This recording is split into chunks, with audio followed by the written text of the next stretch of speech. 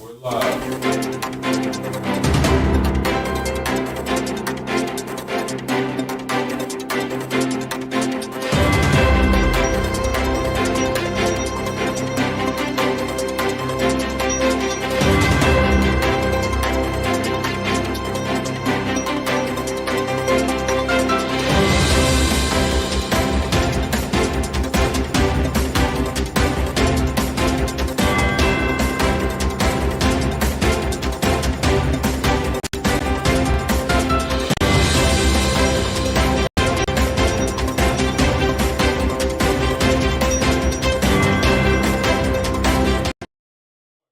Rolling. And good afternoon. Welcome to We Believe Digital Newsbreak. My name is Chris Young. We're broadcasting to you live from downtown Jackson, Mississippi, 59 degrees. Kind of overcast, had a little rain this morning, heading for 62.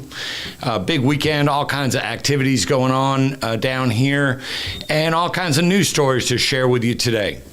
And as always, we come to you from the We Believe Digital Studios, an African-American owned and operated media studio here in Jackson. And we're available, all kinds of availability to help you to move your brand, your service, product, whatever it is, whether it's shooting commercials, helping you with the graphics package, doing podcast shows, doing radio-like shows via our website. We're here for you and can help move your product and service forward. So we look forward to doing that. You can always contact us at 1-800-492-5186, which is also our call-in line during live shows like this one.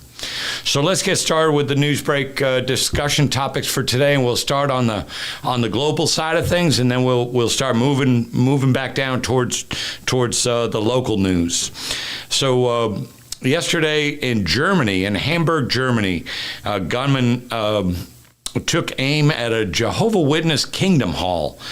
My goodness. They claim there was 36 people in the building, another 25 people online, some type of a service going on, and this guy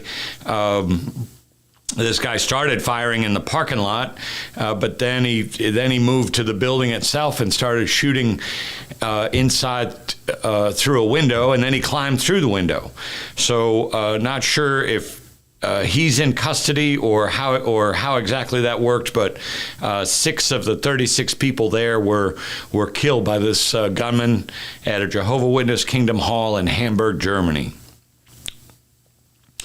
You know, we've been feeling the pinch at the pump for, a long time. It got really, really high some months back and then started to ebb a little bit, and now it's starting to increase again.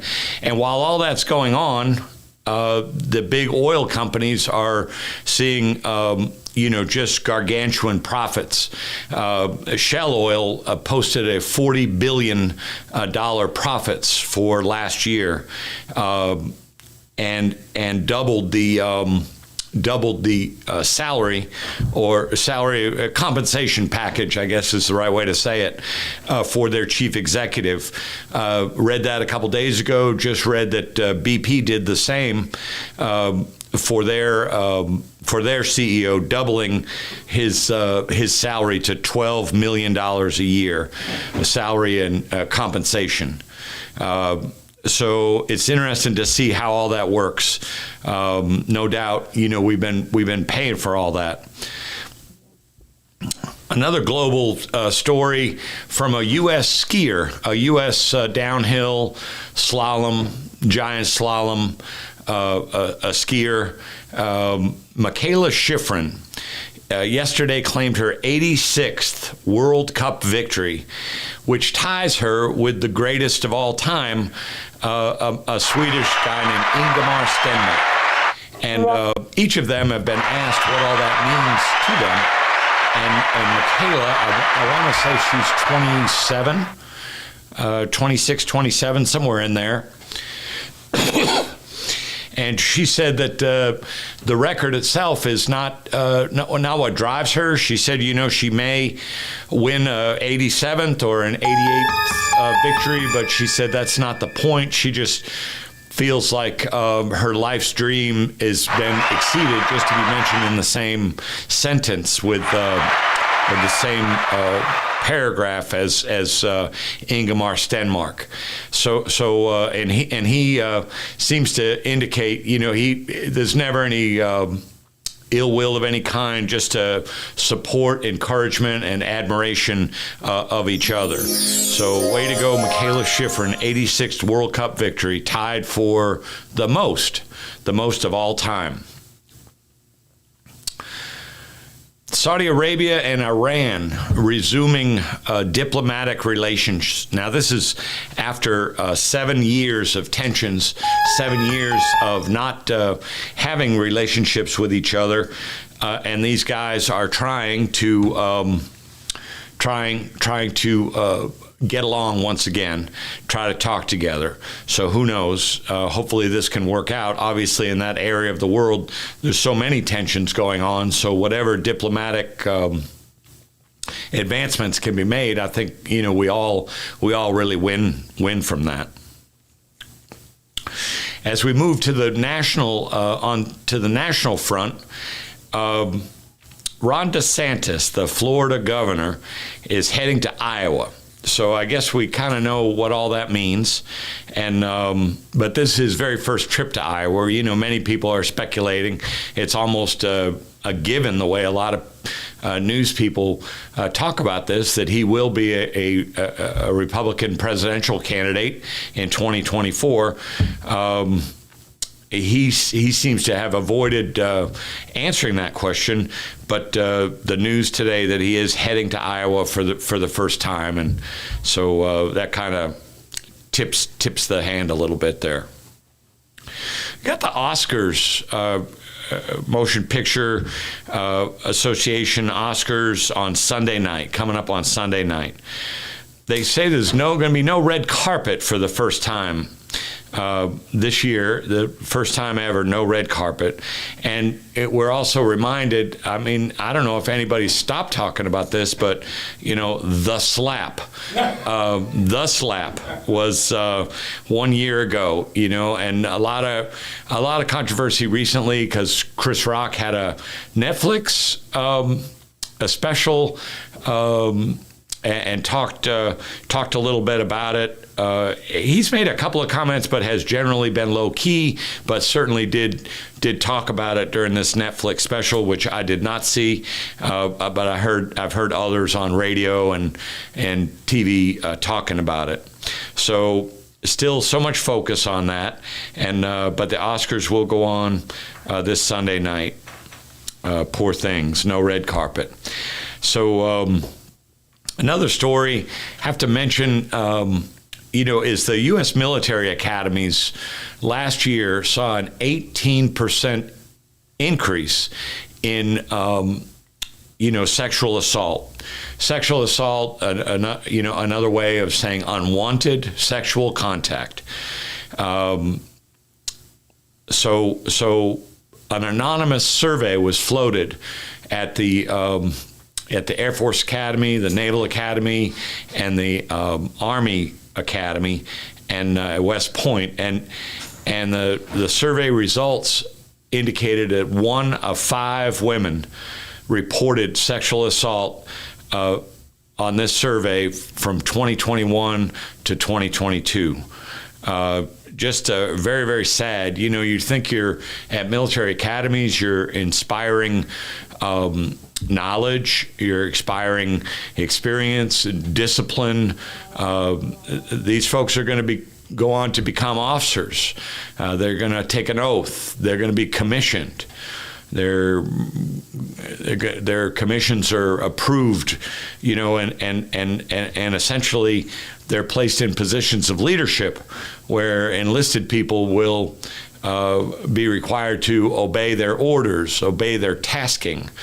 And when you have, wrong-headed people that would assault, men, I'm assuming this is men assaulting, all men rather, is what I mean to say, assaulting women that you would assume that, they don't understand that, intimacy, sexual intimacy requires consent.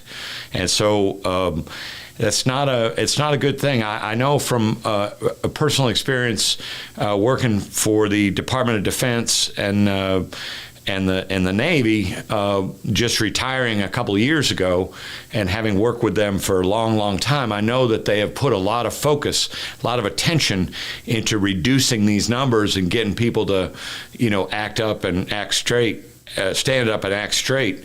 But this is a regression here. So not sure how to intervene on this and fix this, but it's just fundamentally wrong. And it's fundamentally wrong under any circumstances. It's so much more so with people that, are attending these academies. Many of them are having their bills paid for them. It's a sad state of affairs. You've had congressmen and senators vouch for these people so that they can get an appointment to the military academies, and to have this going on in the midst of that is just a sad commentary. So we got about another 4 minutes before we take our halfway break. 311,000 jobs added in February despite the Fed interest rate hikes. So, and that follows 500 and some thousand in January. So we're really starting to see the economy heat up a bit. And this is good. And I wish I knew the ins and outs of all this, but just on news of these reports, the stock market has dropped, percentage points over the last few days, and that's just too bad. There's so many people that are relying on the stock market for their nest egg, their retirement fund, or what have you, and those guys really play hardball, and they find a way to get every bit of money they can out of that. So we'll have to pay attention to see what happens as we continue to add more and more jobs to the economy each and every month.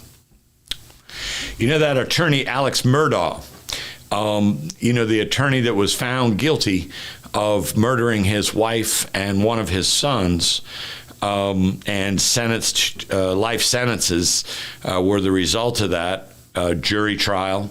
I was reading early this morning that he plans to appeal that. So we'll see how that goes. I don't think the jury was deliberating. I think it was less than 3 hours or something like that. So to the jury, it was crystal clear, that he was guilty. Pardon me. And then the House of Representatives did something very interesting. They just voted unanimously. In this case, it was 419-0. Voted to declassify the intelligence about the origins of COVID.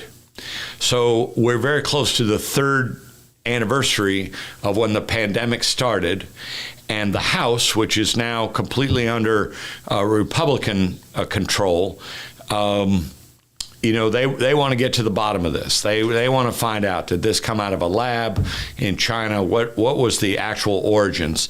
And that information and what U.S. intelligence knows about that information has been kept classified. So they're overriding that, and so it would seem like unless somehow somebody intervenes in that, we're going to find out more than we know now about the origins of the COVID, what has become a worldwide pandemic and killed well over a million people. So we're running up on the break now. So we'll just take a dip out for a couple of commercials, and then we'll be right back with you for the second segment and get you some more news topics.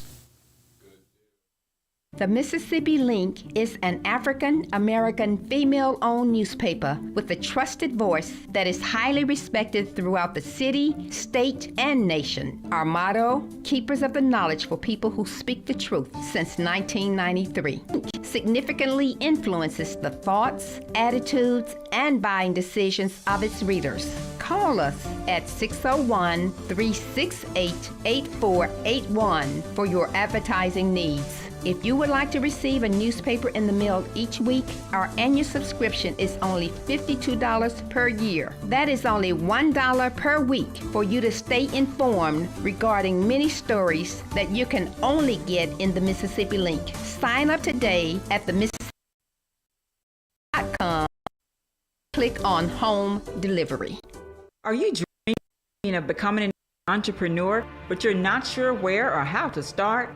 At Entrepreneurs Academy 101, our online program will guide you step by step on how to start and grow your own business. We offer courses such as how to write a business plan, how to create a budget, and so much more. Our online training program is designed for you to learn at your own pace, and there's no set order to complete this program. Because our academy is online, you have the choice to learn with a group, with friends, or individually. Upon completion of the entire curriculum, you will receive a certificate of achievement to acknowledge that you have completed the training needed to become a successful entrepreneur. So enroll today to design the life that you love. Contact your entrepreneur coach, Brenda Myers, at 601-672-0695 or visit our website at www.entrepreneursacademy101.com for more information.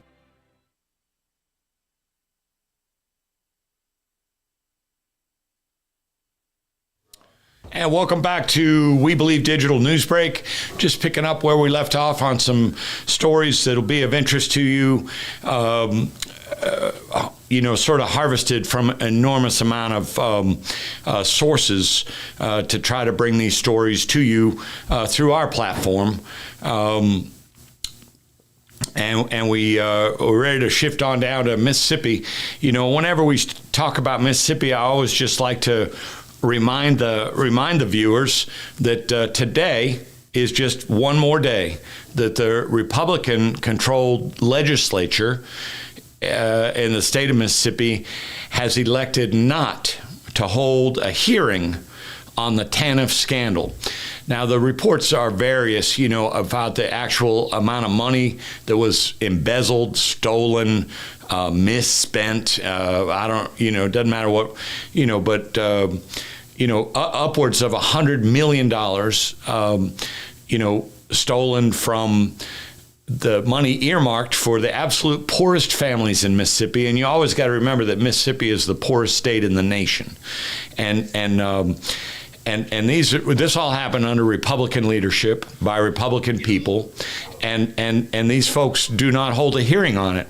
Now, the Democrats in the state legislature have held 2 hearings so far, and it's been staggering to hear the things that have come out.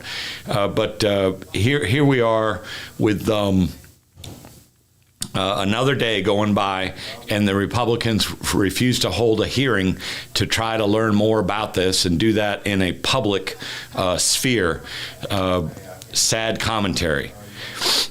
Do have some good news about this Senate Bill 2889, which was to take over the Jackson water system, create a regional a water system, and that bill, the Senate Bill 2889, has died on the House calendar. So at least for this session, that one aspect of a multi-pronged takeover going on in the city of Jackson by Republican legislators, many of them drafting these bills, do not live anywhere near the capital city of Jackson. So that one prong has died. A bill to fully fund public education, which has not happened in the state of Mississippi since 2008, is still alive. So it's interesting that this is being talked about now. Mississippi had last in everything, and nearly last. I don't have my sheet with me here, but I'm not sure the education ranking. But I want to say 46th or 47th, 48th, 49th, something like that. And the state reports having a $4 billion surplus right now, which is sort of misleading, because 47% of Mississippi's income comes from federal taxpayers. So, Mississippi is a debtor state. Without the federal funds, Mississippi be bankrupt. But so to say that we have a $4 billion surplus is kind of interesting. But if they go ahead and fully fund public education, obviously that would be a positive thing. When you're last in everything and you don't fully fund your educational system, it's like you're just shooting yourself in the foot on a day in, day out basis. Very sad commentary. A lot of days, Mississippi is, even though it's a beautiful state and full of beautiful people, there's so much stuff going on here, And if you're poor in Mississippi, you're screwed. And if you're poor and black, God help you, because the oppression in Mississippi, you can cut it with a knife on any given day. Senate Bill 2343, still alive. That's to expand another prong of the takeover, extend the Capitol Police jurisdiction over the entire city of Jackson. So, yes, we have crime issues here. Yes, we're underfunded in the police department. Yes, we're understaffed in the police department. But to allow these rough-riding, heavy-handed Capitol Police to have full jurisdiction over the entire city of Jackson is just wrong-headed. And it's just, as the mayor, Chokwe Antar Lumumba says, it's just part of a Trojan horse. They just want to get in the door a little bit. They've been trying to take the airport for years, take the water system, the school system, and it's just a Trojan horse. When you let that horse come in, God knows what's going to be coming out from the inside. So hopefully that prong of the takeover can die also. So the speaking out against that needs to not cease. It needs to continue in earnest. Switching over to the local news in Jackson,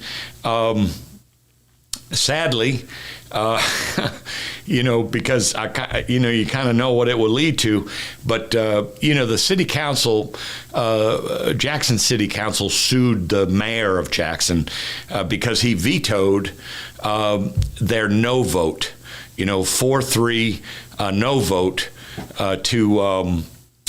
for Richard's disposal to take over the trash contract in Jackson. Waste Management had it for 35, I believe it was 35 years, in excess of 30 years, and there's an enormous amount of money to be had through trash contracts.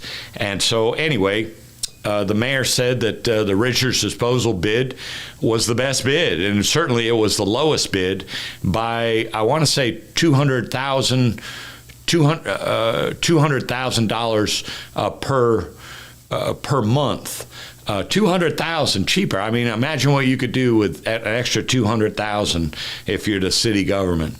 So $1.2 million a year cheaper. But those city council members, of course, the talk, many people indicating that those people are beholden in some way to Waste Management. Now, I don't know that. But that certainly has been the talk.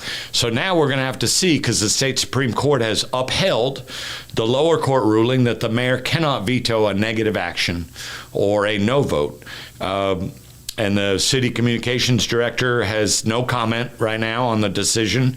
And we'll have to wait and see whether a new RFP for trash collection will be issued. It's unclear at this point. I think that's the case, but not sure. So as of right now, the Mississippi Supreme Court, the court of last resort, has ruled. The mayor can't override the veto, and we'll see how long Richard's disposal stays on the job and what comes next. In another story, the Mississippi Department of Transportation is reporting a massive pavement rehab project for I-55 and I-20 inside of Jackson. And, in order to get the improvements done quicker, they plan to shut down one side of each interstate at a time. So, boy, oh boy, that's going to cause a lot of complications. But they believe that if they do that, and I don't have the actual starting date, but they just released to the public that they're going to be doing this. Actual start date to be determined, but they believe the project could be completed, is slated to be completed near the end of the year, the very beginning of next year. So wouldn't that be something? Maybe 8 or 9 months of disturbance, trouble getting around a little bit, but a much better product when they're all finished. Lady Tigers, Jackson State University. The I love. How about that? These Lady Tigers, they are something else to behold, and they just beat round 1 of the SWAC tournament. They beat Grambling. Grambling apparently gave them a little scare. I did not see the game. I read a couple of reports about it. Apparently gave them a scare in one of the periods of the game, but the Lady Tigers came back, winning score 59-50, moving on to the second round. I don't have, you can check your apps and your Jackson State apps. I don't have it in front of me right now, what the next team is, or even if it's been announced yet, who the next team is that they're going to be playing. But we love our Lady Tigers, and we're so proud of the players and all the supporters and boosters and fans, and certainly our head coach, Tamika Reed. And we're just so happy for them. They put so much hard work in, and they're seeing the fruits. And speaking to Jackson State, it's been 1 week now since the unanswered questions about JSU President Thomas Hudson being placed on paid leave. The rumors are swirling. I'm not going to run through the different ones, but you can usually take a guess when something like this happens. It's something either sexual or something to do with money is typically that's what a survey says, right? Survey says those are the 2 biggies when something like that happens. So we're going to have to see how all this plans out. But it's been a week today since JSU President Thomas Hudson placed on leave. And the last story I wanted to share with you is about this Ted Henifin. Now, Ted Henifin is a third-party administrator for the Jackson water and sewer system right now. And this is he's been appointed under a federal court order, Department of Justice, Department of EPA, the EPA in on all this. And I know I've mentioned it before, but it's been a little while. He's been an administrator of a water system 4 times bigger than ours for years and years and years up in the southeast part of Virginia. Hampton, Newport News, Norfolk, Portsmouth, Virginia Beach, a massive, massive system that he's run. This guy not only knows what he's talking about, you never, ever hear a bad word about this man. I spoke to him personally last month, and he knows what he's up against here. I'm not going to attribute any comments to him directly, but I can assure you that he had a perception of Jackson when he came down here. But once he got here, the perception has broadened significantly. He knows much, much more now what he's dealing with. So I was from Mississippi Today, which is just a phenomenal news source for us. They report that he's, seeking to improve relationships between the residents and the water system. There's so much lack of faith, lack of trust, and he's working on that and trying to do that while at the same time pushing out these plans and start getting improvements in place, and has vowed that he will not leave until this water system, sewer system is intact and operating efficiently for the residents of the city. You know, last week, some ungodly amount of millions of dollars were given from a grant, and people come in and bring their water bill, you know, outrageous water bill that make no sense to nobody. And as long as they had water service prior to December of last year, they were given this grant money. This was swept off their accounts, and so thousands of people benefited from this. Don't have the exact numbers on the final dollars or the final number of connections, so to speak, that were impacted, but it was a really big deal, and thousands of people, even in the first couple days, have benefited from this. This continues to go on until that pool of money runs out. Ted Hennepin also indicated that, you know, he gets a lot of calls from these Republican lawmakers, and he has to go sit with them. And he's really not happy with this because he sees very clearly what's going on with these people and how they're trying to take over this city. And he's not about that. And he's not going to do anything that's going to contribute to that. He said it's really not a productive use of his time for him to have to meet with state lawmakers. And, you know, what a gentleman. I don't know if you could say that in any nicer way, but that's just an indication of the kind of man he is. A good, solid man, and he's going to help us out, and we're going to be proud of all this one day. So that's all we have for you today on the We Believe Digital News Break. Thank you so much for tuning in. Hope you have a great weekend out there. There's all kinds of events. You know, if you could just chisel out 30 minutes and just find you some peace and quiet, a little relaxation, a little de-stress and all that, enjoy your time out there. Stay safe, and we'll be back with you next Wednesday at 12 noon. Wednesdays and Fridays at 12 noon for We Believe Digital News Break. Thank you.